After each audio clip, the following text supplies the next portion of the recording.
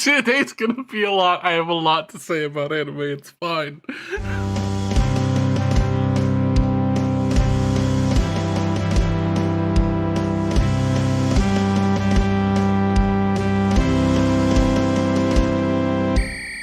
Hello, welcome to So We're Watching That Right, a podcast where two lesbians bully each other for having the same taste in anime. I'm Becky, scientifically certified best girl. And I'm Val, everyone's favorite harem protagonist. This week's episode is just going to be a catalogue of all the noises I made while watching anime this week. Starting with a show where if I talk about it too much I will scream. Yeah. In A Star Brighter Than the Sun, episode 8. You were screaming like Discord cooperated, so you were not actually screaming that much, but I felt a lot of anger coming from that side of the Atlantic. I'm so mad and stressed about this show. I don't want to linger on it too long, because actually most of this episode was just Sae and Koki going to the cinema together, as they promised to do last time, and having a really good date. They just had a really good, chill date for the most part. Mm-hmm. Mostly chill. There was a moment where Koki went to the loo and some guys came up to Sae asking for directions and he thought they were hitting on her and he popped off. Yep. Because, again, impulse control issues, this boy. But generally they had a great time. This show, we watched with the dub, and Sae's voice actress is doing some Divinity's work with the way she is constantly sighing about how hot Koki is. Yeah, you have never heard a female protagonist so breathy. The royal you, not you specifically. Yes. But it's intense. It's good. Certainly outside of explicitly erotic contexts. Because it's not it does sound like a girl whose heart is on fire. It doesn't sound horny. Yeah. It sounds like she's suffering, to be honest, which she is. Just like you. At least some of her suffering is of her own making. My suffering is entirely also of her own making. Yeah. Stupid fucking girl. Yeah, the suffering is in the other half of the episode that was not about the date specifically. We do have to mention that this Spider-Man movie that they went to see ended with a female Doc Ock doing a Vader, I am your mother moment. Yep. As the cliffhanger. My favorite part of it visually is that the motherfucker Spidey man had to hold onto his hat because he couldn't have his hat off when he was flipped upside down and tied to a post. So one of his hands was tied up and one of his hands was holding onto his hat. Yeah. Why? God knows. Anyway, two scenes earlier in the episode that did make me want to scream. So there's this guy, Ayukawa, and I truly don't know whether he's deliberately making moves on Sae or not. But in this episode, he lures her into playing shogi with him. He's the only member of the shogi club. Mm-hmm. And he lures her into playing shogi with him by promising that if she beats him, he will reveal what it was that Yushin said to Koki that made Koki kick him down the mountain in the first episode. And he plays with a severe handicap, He plays with a monumental handicap and still wins. Yeah. But also, during the game, they talk about other stuff, and at one point, Sae says, I have mom vibes. I'm comfy, not dateable. And Ayukawa says, can't it be both? Which, I get it. And as a vaguely mom vibe-ish sort of person, it can be both. But also, it's really hard to be both as a fucking teen. It's different with other teens. Yeah. Especially with someone who is as unusually tall as Sae. Mm-hmm. But, I feel that there was something, apocalyptic in choosing to say that of all things at that moment. Yeah, a little bit. Especially for you. There it is. And then also, Sae runs into Subaru, this Koki's other childhood friend. Who's older. She's Koki's cousin or something, yeah, isn't she? that's it. Yeah. And so Sae runs into her in the queue at the school shop at lunchtime because she needs chopsticks. And Subaru, being very extroverted, helps Sae get through the queue, get through the, press. But they end up talking a bit, and Subaru recognizes Sae as Koki's childhood friend. And Subaru starts laughing about how she still thinks of Koki as a little kid. And Sae gets super mad because, one, she knows that's a sore point for Koki, and two, she's never seen him that way. She insists she's never seen him that way. Mm-hmm. Because she's been in love with him forever. Which was good, but also season 1 of Kimi ni Todoke is too recent for me to ever rest easy around a Subaru character. I'm so scared. How is this show going to steer between the various rocks that it has placed in their path? We'll have to see. Not that an important development in their relationship didn't happen when their boat literally hit a rock on the lake during the school trip earlier. Oh, yeah. That did happen in, like, episode 4. It sure did. It's been so long. Speaking of things that sure did happen... That's the segue we're going with. Watari-kun's blank is about to collapse, episode 21. Is pain. It's just pain. It's all pain. It's ow. I hate it. I'm dying. Here is what this show is. Yukari has a friend called Shimada who is cat-coded and a bit of a creature and has decided that she's going to get all their friends together to try to cheer Yukari up. And what she does is she has them all drag Yukari to Watari's workplace. Lordy, yeah. Because what this girl needs is absolutely to be waited on by her ex-boyfriend. But we finally got Makina development for the first time in a while. Mm-hmm. Makina being Watari's old running club kohai, who is still, like, doing running in a big way, but is about to flunk out of her athletic scholarship for running to a fancy school, which means she's going to have to go home, which means she won't be able to be there for Watari. And so she asks him to pretend to be her girlfriend, her boyfriend. I mean, the force femme would help, but asks him to pretend to be her boyfriend for a day so that she can make, like, happy memories of spending time with him in Tokyo. And the problem is that she wants to do this on the same day that Watari has already arranged to see Satsuki. And to his credit, Watari calls Satsuki and explains. And Satsuki isn't super happy about it, but the impression I got was that she understands. Yeah, the impression I got was that she understands that this is A, who he is, B, in theory, not going to interact with her, like, free time because it's earlier in the day. She only has, like, a window in the evening where she can, like, be out and about before curfew hits. Yeah. And I think also there's an element of her recognizing that, in theory, Makina's going to go away after this. Yeah, it's also, like, she probably sees herself in Makina because she was trying to do the same fucking thing. Yeah, sort of. Trying to get memories with Watari. Yeah. Anyway, during this day of sort of pretending to be Makina's boyfriend, it finally clicks for Watari that Makina is in love with him. Mm-hmm. And his internal monologue goes, in hindsight, there were so many signs, and it just does a montage of all the Makina bits. Really funny. Like a flashback It's a montage. rapid fire. Oh yeah, there's that time she sat on my lap and everything. Yeah.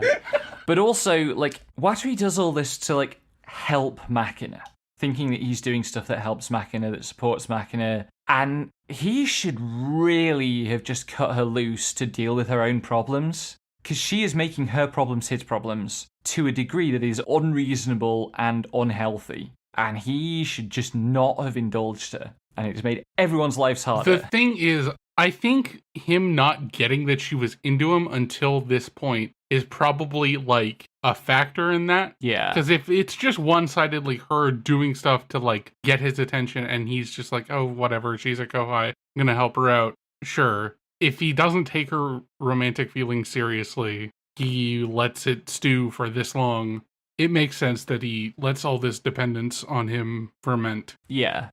Anyway, she confesses to him and then runs off when he rejects her. By the way, it's nice to have a rom-com story where there are clear moments of rejection. Mm-hmm. Like, she confesses and he makes it very clear that he is absolutely turning her down. She runs off, he chases after her, which makes him late for his meeting with Satsuki. But she's clearly still soft enough on him to lie to him and say she only just got there and wasn't waiting in the snow for 40 minutes. Even though she has snow piled up on her. Yeah. And then, so the state of play between these two is Satsuki told Watari, next time I see you, if you kiss me for real, I'll allow it. And he makes 3 attempts to kiss her and is foiled by bullshit that may well be within Satsuki's control all 3 times. It's not 100% clear in 2 of the cases, but also it's very easy to see given that Satsuki has been influenced by Tokui at times, that this might have all been a scheme. And so the episode ends with Watari wondering if he's just been rejected. Which is a good fucking question. It is a good fucking question. Because she basically, like, flinches away when he goes in for the last kiss in a way that makes him go, oh, that makes me feel not great. Which, to be fair, he probably doesn't get to feel great about Satsuki. This boy does not get to feel great, in general. Watari-kun's feeling great has long since collapsed. Yep. Palette Cleanser. Inexpressive Kashiwada and Expressive Oota, episode 8. Which, you remember that episode that opened on Oota just in the middle of class inviting Kashiwada to a movie? This time it's his house. And he doesn't process that at all. It's really funny. The not popular friend was just sitting there staring with his mouth open the entire scene. It's so like, good. Dude, what are you doing? How are you not dating her? And like, this is not the only thing that Oota has not thought through about this, as we will quickly find. Yeah. So we get Kashiwada going to his house. And, you know, obviously her whole thing is being inexpressive, but the way that the show shows her nervousness as she's like entering the building and going upstairs and like pausing before she rings the doorbell is choice. Mm-hmm. And she rings the doorbell, he lets her in, and he's planned a bunch of fairly elaborate pranks to try to make the house seem haunted, and they completely backfire, because what actually happens is she finds a bunch of his embarrassing stuff. He's got a notebook of his notes for defeating her that she looks through. There's his elementary and preschool photo albums, and he tells her to sit on his bed, and she looks at his pillow and there's something poking out from underneath it, and she pulls it out and it's the New Year's card that she sent him. And then also the scarf that she got. Yeah, he's like trying to pretend that doesn't mean anything. It wasn't like, it just kind of happened to be there. And then she pulls out the scarf. It's like, oh, this is also under here. Yup. Eventually he gets mad about how much this is backfiring on him. And he says he doesn't see her as a girl, just some sort of creature. And that makes her upset. And he cracks under her glare and says, what I mean is you're not just a girl, you're special. And he pulls something out of a drawer and gives it to her. And it's a toy car. Oh, we know this is significant because in his preschool yearbook, they each wrote like their favourite thing. And his was this toy car. Mm-hmm. Which probably explains why the red toy car is in the ED animation. Mm-hmm. Unfortunately, in the ED animation, it looks like a Cybertruck. Yeah. It's been bugging me the whole season. Yep. Anyway, then it's April Fool's, and like this is a 30-second bit in a packed episode. But he tries some horrible April Fool on her, and she responds by saying she hates him. And he does not like that at all. Bless him. Then it's Cherry Blossom season. And Ota's got a plan where he's dug a pit trap on school grounds to try to get Kashiwada to fall into it. But instead, he ends up having a cherry blossom picnic with Kashiwada, where she's made beans. Yep. Like a giant tray of a single kind of bean. And Oota tries one and is like, it's bad. And Kashiwada says, thank goodness. Because she's just reading him now. Yep. Kashiwada gets sad because they're going to graduate soon and they won't be able to have picnics by these cherry trees anymore. And Ota's like, okay, but there are other cherry blossom trees. And then Tabuchi is there, and she's starting to lay into Oota for bothering Kashiwada and trying to get him to leave her alone. And Kashiwada grabs his sleeve while the others distract Tabuchi and asks him to go and see Cherry Blossom with her again next year. He handles this well. And by that I mean, in the next shot that it's back to them, he's gone because he ran away and fell into his own pitfall. Yeah. Yeah. Also, he blushes brighter than the cherry blossom. Yeah, he does. This show has really, like, luminous blushing. It's great. Especially on him. Mm-hmm. Well, he's expressive. Yep. And then they swap bodies. Yeah, and then they swap bodies. And it's really weird. It is truly uncanny. And everybody can tell immediately. Yeah. We have to keep this a secret. And, like, less than 3 syllables in, the ghost is given up. It's instant. Yeah. Anyway, Oota in Kashiwada's body sits at Kashiwada's desk and finds in her desk a little, like, pouch bag. Opens it, and it's the various gifts he's given her over the course of the show. Mm-hmm. Which is like, oh, that kind of balances out the stuff under his pillow earlier. Yeah. And then he wakes up and it was all a dream. but he looks across the class at Kashiwada, who had also been asleep, and she's looking back at him in a way that suggests that she had the same dream. Honestly, probably one of my favorite tropes is something completely unreasonable happens to the grounded setting of our main characters, and it turns out it's just a really inexplicable shared dream. Yeah, it's really good. Speaking of really good, Wandance, episode 7. So last time out, they did their performance at this competition, and the episode ended right at the end of their performance. Mm-hmm. And this show really captures really well why I hate performance competition so much. Because waiting to go on stage is agonizing and awful. And then you come off stage and you have to wait for the results, and that's also agonizing and awful. But they win. They win the overall competition.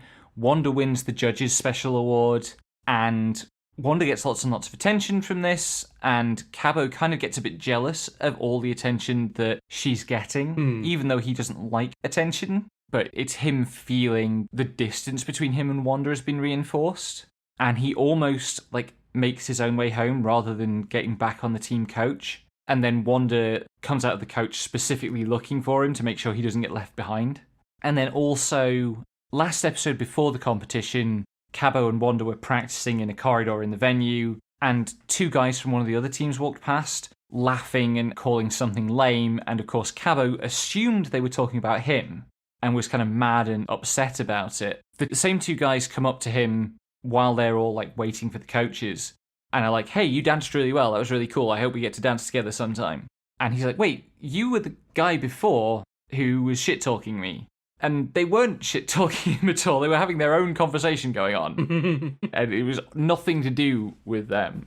But that's how the brain goblins work. Yep. And then we get Wanda's backstory of how she got into dance, which is all about this part-time job she had where the store manager was a Michael Jackson fan, and he gets really carried away with her interest and digs out his old dance performing gear, his Michael Jackson kind of outfit, and does some of the moves and sprains his ankle.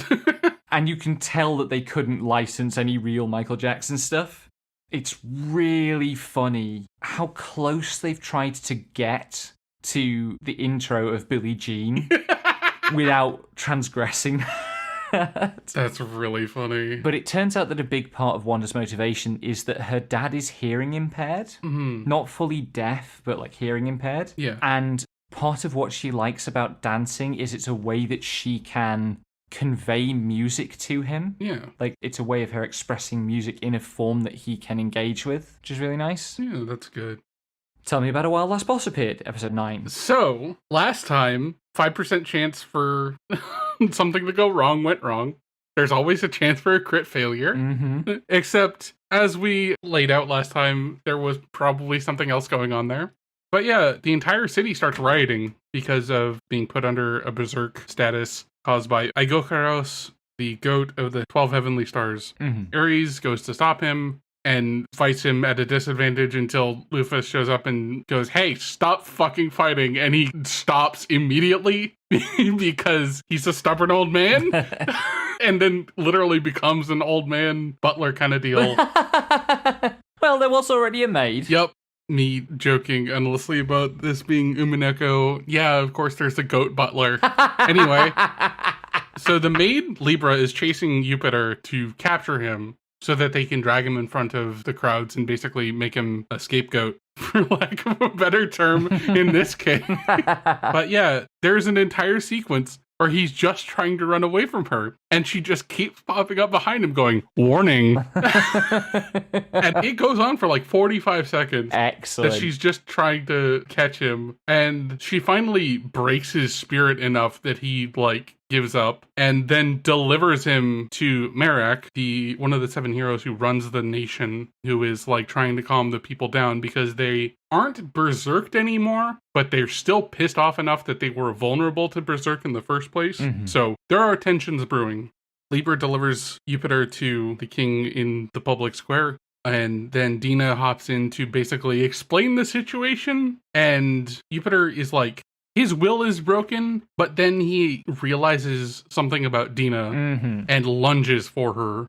And Libra goes, I told you'd die if you moved like that, and beheads him before he has a chance to say anything about Dina. Yeah. And then Lufus has a discussion with Marak, who she has history with, because he was one of the 7 heroes that defeated her. Mm-hmm. And he's lost a lot of his, like, conviction and resolve in the last 200 years after being defeated by the Demon King. Mm-hmm. And she basically beats it back into him because he basically goes, maybe defeating you was a mistake. And she got pissed at him, basically going, you all defeated me. You should be able to handle smaller things like running a fucking nation. What is wrong with you? That's a great thing to be able to say, though. Fucking, you defeated me. You should be able to handle smaller things like running a country. Yeah. Anime's so good sometimes. Anime is so good. On the way out, so this is like more actual spoilers for where this is going than just like stuff is happening. On the way out, Lieber goes, I really wish I could have like saved that vision of you being such a badass into my memory. And Lufus is just like, that would be fucking embarrassing. If you have any photos, please delete them. And every single one of her party members goes, what's a photo? And this sparks a memory of the first moments she was in this world when she was like, I probably don't need to disguise myself too much because it's not like anyone's around who's going to recognize me specifically. It's not like there are any photos around. And Dina went, you're being naive. There are plenty of people who with long memories who know what you look like instead of what's a photo. So... Yeah. Yeah. I wonder what's going on with that. I'll find out next week because she's just like, hey, Dina, we're going to have a talk over here. Good stuff. And I haven't talked about the ending, but it is exclusively featuring Dina in various formats, and it all takes place on a CRT TV in a frame. Like, I posted a screenshot of her sitting on a couch with lesbian pillows before. Right, yeah. But, like, that all takes place framed on a CRT TV, and it shows her in various bits of, like, Tokyo or, like, Japan, modern day stuff. So that's not so subtle foreshadowing. Yeah. But, on the other hand, Ayokaros did correctly identify Dina as the person who was from the base and was just very good at blending into the background because her stealth was so high. For the first time out of the 3 heavenly stars that have met her. So, I don't know what's going on there. She does have memory manipulation magic. Maybe she got to him early. Maybe. Anyway, Yano-kun's Ordinary Days, episode 8. The most I have a suggestion episode yet. Yo. Hashiba asks Kyoko to go to the movies with him if he hits a home run in the school's... Is it the qualifier for the regionals or something? Yeah, I think so. Baseball game? And he does hit a home run. And despite the fact that Kyoko in no way agreed to it, she is very relieved when he doesn't try to hold her to it at all.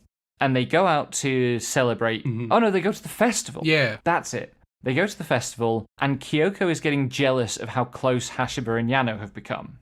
And then Yano, because of course, in the crowd in the festival, starts to get separated from them. And one of the girls suggests that Hashiba should hold Yano's hand. I think it's Mei, Kyoko's friend.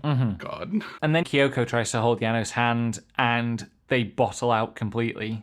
But they're bobbling around the festival, doing festival things. They go to the darts, and Yano throws a dart, and it manages to hit him in the middle of the forehead. It completely reverses course. Literally completely reverses course midair. They go past a stall selling candy rings, and there's a whole thing about Kyoko like really wanting candy rings, but not wanting to be that childish. And the episode ends with Yano having slipped off to buy a candy ring and bring it back and put it on Kyoko's finger as if it was a proposal. And Hashiba is watching this, and a firework goes off, and it just says, "You lose." Yeah. It's brutal. But yeah, like, things are sort of moving in happy directions there, except for Hashiba, who is just dissociating harder and harder to cope. Yeah, I love the boy. I want him to be better and in a better position, but woof. I want him to be in a polycule. Yeah, we have a suggestion. We do indeed. We saw your vibe from across the anime season, and we have a suggestion. Christ, I don't want to date him. Yeah, we have a suggestion. It doesn't include us.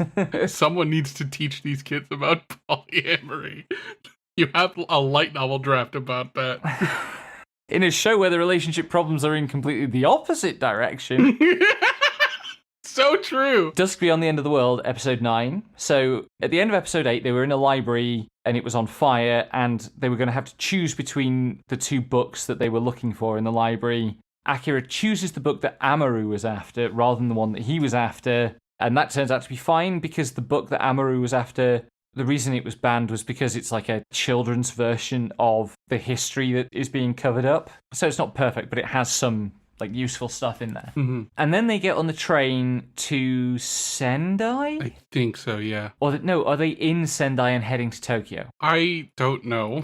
Doesn't matter. Anyway, they're on the train, they find their seats, and in the booth opposite them are a family. A husband, a wife, and their 2 kids. Which, we haven't seen a family that is a husband, wife, and 2 kids. And Akira has a line that's something like, I guess an LC can look like a regular marriage. And it sure does look like a regular marriage, because this is a deeply dysfunctional couple. Mm-hmm. To the point that it's occasionally a little uncomfortable to watch. Yeah, this is Are the Straights Okay territory. Mm-hmm. Also, I'm not sure I've mentioned this on the cast before, but there's this one character, Oboro, who keeps showing up. Like, every time they move context, they run into Oboro doing a new job that is like a local thing. Mm-hmm. He was a chauffeur for the mobsters. He was selling books in the book town. Here he's a train conductor. So he's clearly like following them and keeping tabs on them for someone, but God knows who. Yeah. A big part of this episode, though, is about Amaru realizing what it really means to be in love, I think, is the impression I got. Like, she was already very attached to Akira, but since he saved her from the fire and chose her book over his, she's in love with him. She's fallen for him hard. And, I don't want to dwell on the question of short female anime character age too much, but in this moment, Amaru seems very young. Like, she seems like an early teen kind of first crush kind of experience. Yeah, I think... And yeah, the way that she is styled as a character design is a design typically reserved for younger girls.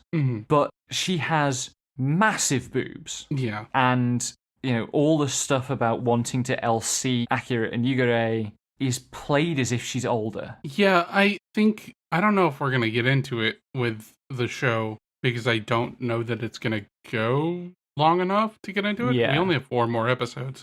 But my read on it right now is that because her parents were taken away at such a young age and she's been fixated on trying to recover their legacy, and she's had to do a lot of like, I don't know, there's probably a better term for like maturing in ways that you need to survive rather than ways that are healthy for a young teen. So I wouldn't be surprised if she had missed a lot of emotional development in the process of running away from OL. So she might be, not as emotionally developed as her body is. Yeah. And also the shortness might be malnutrition because she was a slave. Yeah. Somehow her tits are still huge, though. Yeah. Question mark. Anime logic. Anyway, the episode ends with Yugure and Akira in a cabin on the train with Yugure's 2 evil sisters who've been following them.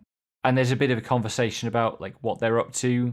And they reveal that they have been following Yugure because they believe that she is their key to finding Toasa, who is apparently still around in some form or other.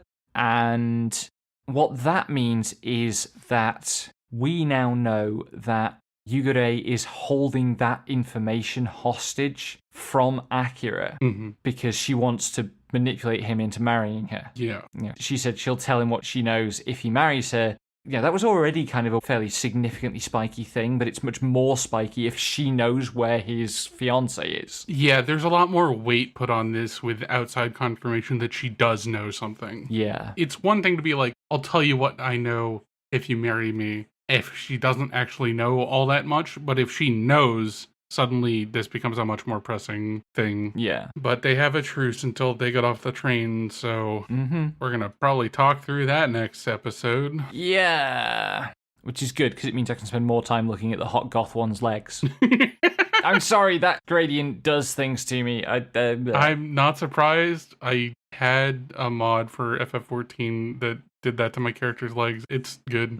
Anyway, Gnosia episode 7, in which we find out that the uplifted dolphin's name is Otome, which is wild. Like, they named the uplifted dolphin Maiden. Yep. That's a choice. We actually get 3 new characters this episode. We get the dolphin, we get a guy called Shaming, which I didn't twig until I wrote it down myself. Shaming. It's just like the word shaming, but with a hyphen. And he's hiding in his room and refusing to come out and participate in voting or anything. Mm-hmm. But this episode doesn't do any logic at all. None of the puzzle solving stuff. It is all about interpersonal dynamics. Specifically, Shigemichi, who is revealed to have remarkable cake for a person with the body of a grey alien, has a crush on Stella, who is Jonas, the captain's assistant. And he challenges Jonas to a board game for who gets to have Stella. And the board game is 3 different board games. It looks like chess, but it's definitely got elements of Yu-Gi-Oh! Or Yu-Gi-Oh! Vibes, I guess. Yeah, at least one of the components is named WTF Human Farm. Yeah. Anyway, Jonas wins and starts bragging, and his mouth runs away with him, and he admits to being a Gnosia. So they box him up, and then Stella rejects Shigemichi, and Setsu and Yuri, both of whom are clearly gender non-conforming, asexual or grey ace people, they're trying to figure out what they can do to help Shigemichi. And it's actually, I think, a pretty good portrayal of what it is like for aromantic people to try to deal with a situation like that. Anyway, it turns out that the reason Stella turned Shigemichi down is because she is a robot. Specifically, she is the embodied appendage of the ship AI. Mm-hmm. So she feels that she can't love because she's a robot. But Yuri says, look, I have seen you in a different timeline, possessed by Gnosia. That means you must be human. Which is a fascinating way of resolving that particular dilemma. Mm-hmm. I don't have a segue because my friend's little sister has it in for me, defies all segues always. The show has it in for you. I mean, this episode wasn't that bad, really. But it sure does start with, Aki is kind of ill, kind of feverish after last episode when Iroha cursed him. And she comes around and is actually really sweet and thoughtful while she looks after him. And he can't handle that. It just makes him more and more paranoid. But most of this episode is about introducing another girl, another little sister. Yep. I have stated before that all of the women who show interest in the main character have the one shared quality of being his friend's little sister. Terrible. I mean, if you got a bit, commit to the fucking thing. And by God, she's got some bits to commit to. Holy shit. So Midori, the teacher's little sister, is a perfect straight-A student. She's in the drama club. She's a fanatical devotee of the drama club. The teacher is the drama club's staff supervisor, a role she wants to hold on to because it is very low work because her little sister does everything. But the drama club is being threatened with discontinuing unless they can do well with their next production. And so the teacher takes Aki to see them rehearse, and they rehearse the play, and it is a surreal fucking nightmare about fundamental physics. I'm pretty sure I know most of the physics it was referencing, and I could not tell what was supposed to be going on at all. Yeah, that's the point. I mean, it has incredible effects for an amateur production, stage effects and visual effects and shit. But the problem is that none of them can act. None of them have any stage presence. None of them can project their voices or anything. And their audio balance is fucked. So many things about the production are fucked on top of the script. Yeah, well, I mean, the way it's framed in the episode, most of the problems are the acting. Well, no, I think the way it's pitched in the show is that Aki could fix or advise them on most of the problems except the acting. Yes. He would need to get outside help for that. And he contemplates bringing Iroha in because Iroha is an actress and is learning to be an actress and could coach them. But he doesn't want to do that because it would mean exposing her as the voice actress for Fifth Floor's game. That's the dilemma. So probably she's going to end up not only being the acting coach, but also taking the lead role in this play by the end of the next episode. That would be easy. I mean, it would solve the problem. Yeah. In A Mangaka's Weirdly Wonderful Workplace, episode 8, we get 3 whole new girls introduced. which, you know, I like it when girls are introduced. We get the editor-in-chief of the magazine that Futami's published in, who needs someone to fill in for the magazine cover on short notice because there was a scandal that disrupted the existing plans about, like, personal life of an actor. And the editor wants Futami to fill in because she likes Futami's manga. And we get a flashback of when the editor pitched this to Sato, and Sato gives a lengthy monologue about how Futami can definitely do it, and it's a great idea and a great opportunity for her, and so on. And this is very flattering to Futami. And then the camera pans over to see how Sato is taking this recitation of her sentiments towards Futami by her boss. And she is a picture. Then they go and speak to the designer who does the cover designs for this brand, both from their tankobons and their magazine covers. And she, Tsukunawa is her name, she is an absolute creature. She's wearing a lab coat and a 50,000 yen cat t-shirt, which is like $300 or something. And it's a little awkward at first, but she and Futami really hit it off to a degree that kind of scares Sato. And then they're at home, and another girl turns up, Nagomi, who, like Nashida but at a different time, was co-assistant with Futami to the mangaka that Futami assisted before going solo. And Nagomi is there to celebrate the fact that her own manga that she's gone solo on is getting its first tankobon volume. And it turns out that she does seinen ecchi manga. And Hasan is kind of pretty badly shaken up by this. It's like, what the hell? And she kind of goes around the other characters going, are you okay with this? Is this okay? And they're all fine with it because they're all kind of embedded in manga production and like they're used to the idea that there's lots of erotic stuff out there. And they persuade Hasan to read it before passing judgment. And she does. And a few hours later, she's just sobbing, which is very good. Okay, brief mentions. This Monster Wants to Eat Me, episode 8. Ayame, the new girl who was introduced in the previous episode, turns out to be a yokai, of course. Specifically turns out to be a human who turned into a yokai after being murdered. And she tries to kill and eat Hinako, and Hinako runs away. And then partway through running away, Hinako goes, wait, I want to die. Why am I running away from this? And Shiori shows up in the nick of time to rip Ayame to shreds, but doesn't destroy her head, which is the only part of her that's real, so she comes back. But she lets slip one of the secrets that's kind of been bubbling under. Like, there's been a thing where, like, Shiori has some sort of secret with respect to Hinako. And it turns out that at some point in the past, Shiori gave Hinako some of her blood, which means that Hinako is pledged to Shiori and therefore off limits to Ayame. And she says she'll respect that. But she also reveals... So Shiori, the whole show, has been telling Hinako that she's sticking with her to eat her because she is so delicious. Like, she has a special property that makes her super delicious. Ayame reveals that if you have the blood of a yokai in you, that specific yokai will find your flavor disgusting. So clearly Shiori has some other thing going on. And, like, she's been shit-talking Miko the whole time for, like, trying to protect humans and be, like, a local god.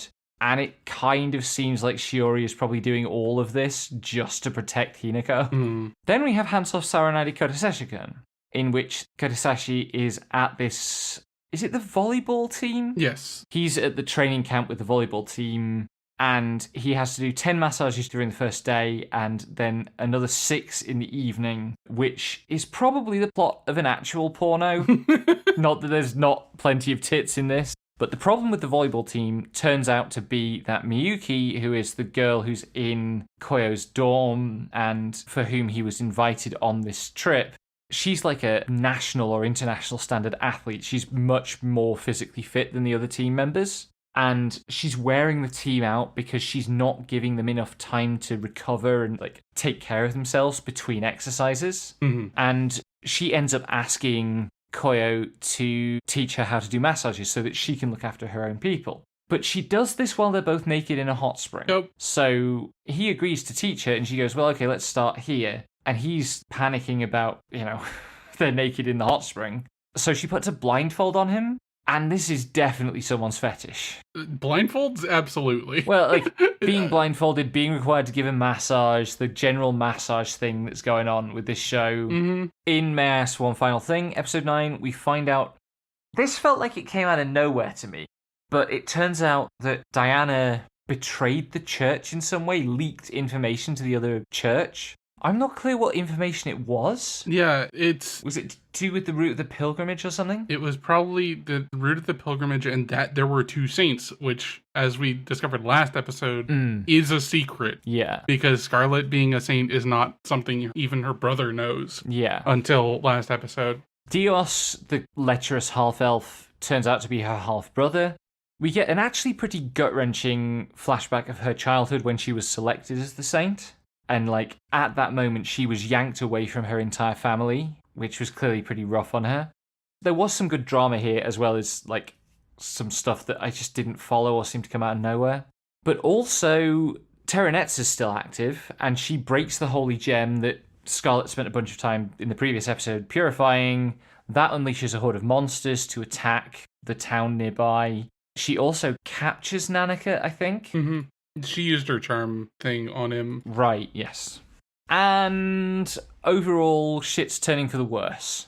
But of course, Scarlet does have all these new powers, and I would love to see her fight an entire army of beasts by herself using her new powers. That would be cool. Mm-hmm. In The Dark History of the Reincarnated Villainess, episode 7, Iana's new friend Manoa goes missing after a fight with her sister, and Iana makes a bunch of decisions that are kind of reasonable in the moment, but the cumulative effect of them just makes her look really super suspicious to the police. Yep. And she's actually held in police custody by the end of the episode. And while she's in police custody, she remembers this part of the plot, which is about an evil duchess who at first just collects beautiful girls, but is about to start drinking their blood. Yep. Which... I know people who are into that. Yup. I feel like we know more people than the average person who are into that. Yeah.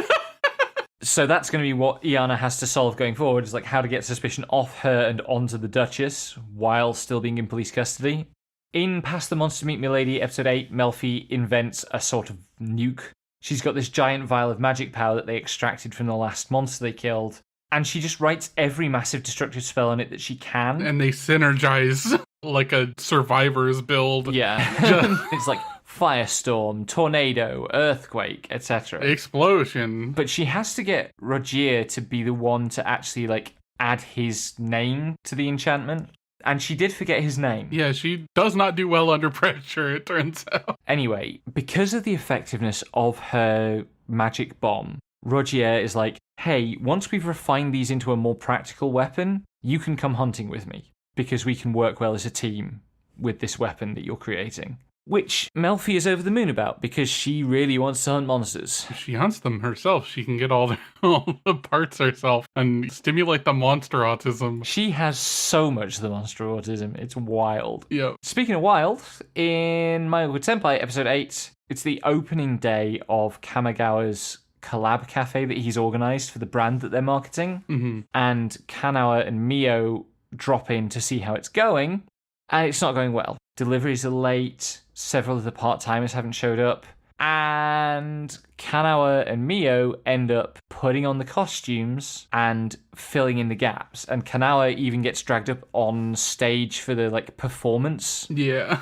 it's so awkward. It's so awkward. Like, half the time she's just kind of out of the spotlight, curled up on the floor. Yep. She's also a terrible maid waitress, but eventually she sees Mio, who is very effective as a maid waitress, really struggling with one particular customer, and she goes over to intervene, and the customer asks her to do the line he was asking for instead. And the thing is that what he wants is to be abused. And it turns out Kano is really good at that. Because of course. Anyway, they make it through the day and it's a success. And I guess you can't ask for more than that. Yep. But this episode was kind of agonizing to watch. Yep, it really amped up the awkward in My Awkward Senpai for once. Like, a lot of the episodes are kind of awkward. This is like 90% awkward by volume. Like, yeah. You know how I can watch horror movies, but I can't watch cringe? I had to turn away so many times during this episode. It was bad. Yeah. Like, I had a thought, I've lost it, I'm moving on. Okay. To Alma-chan Wants to Be a Family, episode 8, which starts with Alma having been kidnapped by a guy who is then chortling to himself about how this looks like a rich kid and her parents are probably super rich so they can give him a big ransom for her. Alma, of course, frees herself almost effortlessly and turns the tables on him. Like, she's going to phone Enji and Suzume to come and rescue her, and he tells her she can't do that, so she phones Neon Wozniak and Machina. And the kidnapper says something to the effect of, like, I'm doing this because I can't get a proper job. And so they run a, like, interview simulation? Yeah. And it turns out that this kidnapper has really good rope skills. And Alma takes the opportunity of him tying her up while kidnapping her to learn those rope skills. And a couple of days later, Suzume comes home to Enji in full, like, shibari with Alma, like, presiding over him. Yeah. And then a kaiju shows up out of nowhere. Yeah, it happens just that suddenly. We were doing this bizarre kidnapping thing. Now there's a kaiju. And they're struggling to fight it because it's massive. And it eats Machina's body. And someone has the bright idea. It's Enji's younger sister. Yes. Yeah, it's Enji's younger sister has the idea that it might be specifically focused on Alma. So they go and get all the spare Alma bodies from their under-toilet lab. And Machina takes control of them and pilots an Alma army. Or an Almi, if you like. And they defeat the kaiju, and it turns out that it grew from a toy that Suzume made. And when Enji presses her about this, she does the, like, trying to whistle innocently and failing thing from Kaguya-sama. Yep. Which is always a good bit. But they have a problem, which is that the body of the kaiju doesn't vanish when it dies. So there's just this huge kaiju body standing over Tokyo at the end of the episode. And they donate it to the city. And it's a play object now. Yeah. In Touring After the Apocalypse, episode 8, there is an inexplicable mud wrestling section that turns into an Apocalypse Now reference, because of course there is. Like, they're in mud for some reason, and they start mud wrestling, and then Irie disappears under the mud for a second and comes up and does that, like, famous Charlie Sheen emerging from the river shot from Apocalypse Now. Anyway, all season, there have been shots of, like, in the distance getting closer as they move southward through Japan, a world tree, like massive Yggdrasil-looking tree. And in this episode, I think it's the first time I've noticed it, in this episode, there's also a giant Buddha statue, like facing the world tree, and on a similar scale, like dwarfing Tokyo Tower. I have no idea what is going on there. The, like, place they go to this episode is the Motegi Speed Park, which is a famous motor racing venue in Japan. And Yoko really wants to try, like, riding her bike on the remains of the Motegi track. And she has various visions through her, like, weird past memories thing that she has going on of how fast motorsport was. And she goes around on their little electric bike, which is optimized for durability and range, and is super slow. Which I guess makes me feel a bit better about the thing a couple of episodes ago where it couldn't outrun a rat swarm. Yeah. Oh, and Irie says she wants to have a go, and she gets on the bike, and she can't do it because her feet don't reach the ground. Oh my god. Small. Moe blobs. Yep. And speaking of Moe blobs, Little Miss Vampire Can't Suck Right, episode 7. Yep. In which they are prepping for a trip to the beach by getting through their exams, which is a struggle. And then there's swimsuit shopping, which goes about how swimsuit shopping usually goes in anime. Mm-hmm. And then there's a really jumbled set of scenes about Luna going, like, beach mad and just ordering every possible bit of beach tat. And this rumbles onward and upward until at the end of the episode, she's brought all this beach tat to school for them to decide what they're going to actually take. And they've got all this stuff lined up. And Luna goes, wait, there's one more thing. And they go outside, and there is an Amazon box the size of a large building. And Luna flies up on top of it and opens it. And inside is an entire fucking yacht, like a super yacht, a luxury yacht. A cruise liner. Like, it's a lot. It's a lot of yacht. It's a lot of yacht, including a captain. There's a guy in the box, too. Anyway, at one point, I forget why. She's on the floaty in her bathtub, I think. going, oh yeah, this is nice. Yeah, like she lives in a penthouse with a massive indoor pool that she's doing floaties and stuff. Yeah, and she's just like, oh, this is nice. I could bet I could fit one more person on here. And then she's just thinking about fitting Otari on there and them having lunch. And she pours him a glass of tomato juice and he clinks the fucking glass against his own arm for a toast. Yeah. Which is not how that works.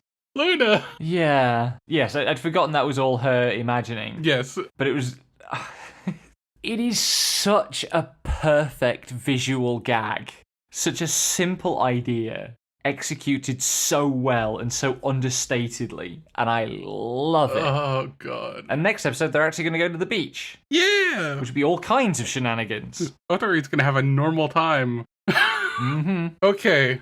I'll settle in. This is going to take a bit to get through. I haven't really talked about watching A Gatherer's Adventure in Isekai for like the last 6 episodes, 7 episodes, a number of episodes. Who fucking knows? Mm-hmm. It hasn't really been worth talking about, but I'm going to drop a whole bunch of plot points in bulk because horse goddess. Anyway. There sure is a horse goddess. Okay, so last I talked about it, Takeru basically gets a baby dragon that gets to be his companion. He makes his way to town, joins the Adventurers Guild as a gatherer, ends up defending the town from a goblin raid, and while healing his dragon friend Clayston of some old scars that are keeping him from battling properly, accidentally evolves him a little bit. Oh boy. Because his power is a little overpowered, so his dragon friend Clayston gets turned into a dragonoot. And he goes, I should probably let you know that I'm a reincarnator. I have a lot of stuff going on. And thus Clayston joins the party because he's in on the secret now. He wants better scissors. So in search of ore for better scissors, he heads to the dwarf city with Clay, meets the elf again, who's named Brolight, who joins him while looking for a Pegasus. They go get the ore that they need by dealing with a demon that turns out to be a giant crab, which makes him very happy because he loves eating crab. And they were running out of crab from the last time they killed a crab. They are giant enemy crabs that are full of yummy crab meat. The Lord summons Takeru to heal his wife, who's been ill, but Takeru cured a man of his illness in, like, no time at all, where it was basically just, like, gonna kill this guy. But the Lord summons him to heal his wife, who it turns out has been poisoned with an Iver flower, which comes from a region with a lake that's been poisoned for a while. And he investigates the village the flower came from, so he can get some of the flower and make an antidote, but finds out it's being exploited by a merchant, and the village doesn't know the flower is poisoned, but the merchant sure does. He learns the flowers bloomed from the tears of the Pegasus Hofvaltnir, which is a mouthful. Mm-hmm. He is terrible with names. He does eventually just call the horse Puni because Valpanir. Anyway, the merchant, Engash, shows up, realizes that he's being rumbled, torches the town, and kidnaps someone. Okay, that seems extreme. Well, he's trying to run a poison business. True. So I think that's normal for fucking awful merchants. Takeru and Clay go and rescue the kid. They end up fighting an anemone because the guy summoned an anemone while trying to fight off Clay. Like the sea creature. The sea creature. On land. They're right next to a lake. It's empowered somehow. Okay. It's magic anemone. I mean, we've played It's plenty like- of JRPGs where, like, Yeah. random enemies in the desert with anemone-type critters. It's fun. Yeah, I love ropers. Anyway, basically they're fighting an anemone. In the process, Takeru falls into the lake with the kid on his back because the kid has been, like, you know, through a lot of shit. So he doesn't want to let go of him. He's just like, nope, I'm saving this kid, and tosses the kid up to his dragon, who carries him off to safety. In doing so, he inadvertently, because he picked up one of the flowers, the mana from the flower was meant to keep the surrounding region safe and pure from poisons and such, but has been refined and leaching into the lake. But he has one of the flowers on him, so it, like, purifies the lake, and in doing so, wakes the guardian Pegasus Hofvaltnir, and she goes, okay, you're not dying, you have the goddess's blessing. Also, everything's fine now, but I'm going to join you in human form, because you said you want a horse. So now he has a horse! Good grief. And that's all but the last episode so far. The last episode was just a gathering competition that he has to do solo. They invent a new rank in the guild for him so that he can be helpful to everyone without price gouging people who want to pay him fairly for his work or can't afford the higher quality stuff, respectively. Mm-hmm. He rejoins up with Brolight, and it turns out she was looking for a Pegasus because her sister fled an arranged marriage and was like, I won't marry someone unless they bring me a Pegasus, which is supposed to be a mythical creature. That's one up from asking for a pony. Yeah. But by the time Brolight got back to her homeland, her sister had left and fled again. So he asks for Takuru's help finding her, and they go to the elven homeland, and the elves are pissed off. So that's a lot of what's been happening. Anyway, let's talk about something else. Let's talk about some older stuff. You know what? Let's not talk about some older stuff. Fuck Kimi, okay? Oh, if you thought I was making noises earlier, I'm making noises now! Yeah, it's been a good week for Becky noises. Kimi ni Todoke, Season 2, Episode 4. We have more of this new boy Kento, who has taken an interest in Sawako, which... To what end, Becky cannot identify. I don't know what this guy's deal is. Like, I assumed he was just like, he fancied her because he saw her beautiful smile. But the way he puts himself across in this episode, he seems to be trying to suggest that he is trying to help Sawako be more sociable, stress less about being sociable, and therefore be able to confess to Kazuhaya. But he goes about it in really weird ways. Mm-hmm. And also Kazuhaya is watching this and getting just like steadily grumpier about seeing Sawako with this other guy. Yep. And she cannot do anything to allay his suspicions, because every time she tries to talk to him, she freezes up. And it hurts. Like, it's not that I think it's badly written or that it's bad in some way. I think it's very well executed. It just hurts. It's just tense. It's got your heart in the grip. I want them to be happy.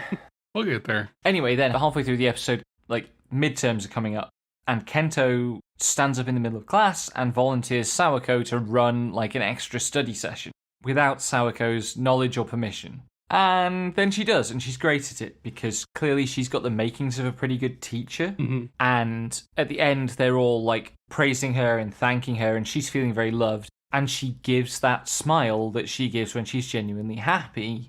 And it sure does, like, win over the whole class. Mm-hmm. Like, it is a magic spell in its own right. Are we going to talk about Mau Mau's magic spell next? I'm trying... I'm at war with myself because part of me wants to actually commit to doing that segue, and the rest of me really wants to be in a different country from it.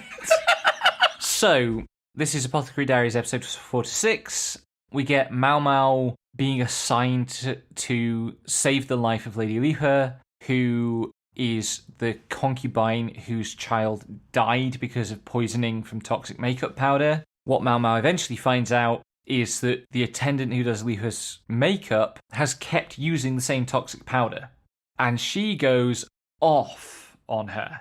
Like, really gets mad and tips the powder over her and yells at her a bunch and scares the shit out of her in a fairly, like, lasting way. It comes back later in the episode. Mm-hmm. But, you know, Lipa is severely depressed, quite understandably, after the loss of her child. But he's also worried about her status, worried about her position as one of the Emperor's favourites, because he's not been visiting her at all. And so Mau Mau, who grew up in a brothel, teaches Lipa a trick, which is heavily implied to be boob jobs. Yep. And this is framed as having saved the other concubine's sleep schedule. Yep. Because the Emperor suddenly isn't visiting her as much. Then Mau Mau has to go as an attendant to a big, like, event for the concubines, like an outdoor, like, garden party thing. And there's a bunch of stuff about making her pretty, dolling her up, in which it turns out that her freckles are fake. Mm-hmm. She explains that this is because it was a way of preventing men from preying on her when she, like, lived and worked in brothels. I just don't believe that freckles could have made that much of a difference, really. Yeah. And they get to the party, and there's something which has not been explained yet, about receiving hairpins from people. And Mao gets a bunch of hairpins. She gets one from Jinshi, she gets one from Lifa, and she gets one from this extra guy who just seems to be giving out a lot of them. Yes. Which is, kind of a lot. Yeah, I assume that will pay off sometime soon and be very funny when it does, because this show keeps having the good energy. Mm-hmm. Which makes it a complete swerve to go to Mobile Suit Gundam Encounters in Space, the movie. Because, my god, was this the war crimes and new types and space battles bit of the show. Mm-hmm. It's brutal. Gender politics haven't really improved. They introduced this girl, Lala, who is clearly there to be the angel who dies tragically. Not a character who is uninteresting, but Gundam is a show about men, mostly. And we finally sort of get the motives that are driving Zeon's aggression, the bad guys. And it really is outright fascism. One character comments to another that the way he's running things is a bit like Hitler. And that guy, at the end of that conversation, is heading off to command the battle. And he says, "See how the man who follows in Hitler's footsteps can fight." Verbatim. The fascism is right there. Woof. And honestly, Elon Musk would found Zeon. That's the kind of ethos that they have.